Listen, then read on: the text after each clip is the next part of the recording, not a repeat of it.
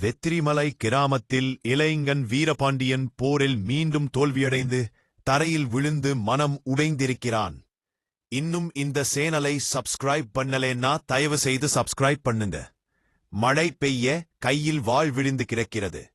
அவன் வானத்தை நோக்கி, முருகா, எனக்கு ஏன் வெற்றி வரவில்லை என்று கேட்கிறான். இரவில் வீரபாண்டியன் கனவில் முருகன் தோன்றி ஒளிமயமான வேலுடன் நிற்கிறார். முருகன் மென்மையாக சீல்கிறார். உன் கையில் இருக்கும் வாள் இல்லை, உன் மனம்தான் வேல். காலை எழுந்த வீரபாண்டியன் தைரியத்துடன் புன்னகையுடன் வானத்தை நோக்கி நன்றி கூறுகிறான். அவன் சூரிய ஒளியில் புதிய உற்சாகத்துடன் தயாராகிறான். என் மனவேல் என்னை காப்பாற்றும் என்கிறான்.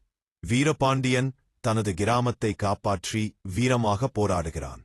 அவன் எதிரிகளை வீழ்த்தி மக்கள் வேலவே முருகா என்று கோஷமிடுகிறார்கள். அவன் தன் உள்ளத்தை கேட்டு போராடி வெற்றி பெறுகிறான். வெற்றிக்குப் பிறகு வீரபாண்டியன் பழனிமலைக்குச் சென்று முருகனின் சன்னதியில் நன்றி செலுத்துகிறான். அவனது நெஞ்சில் ஒரு ஒளி பரவி மன அமைதி உண்டாகிறது.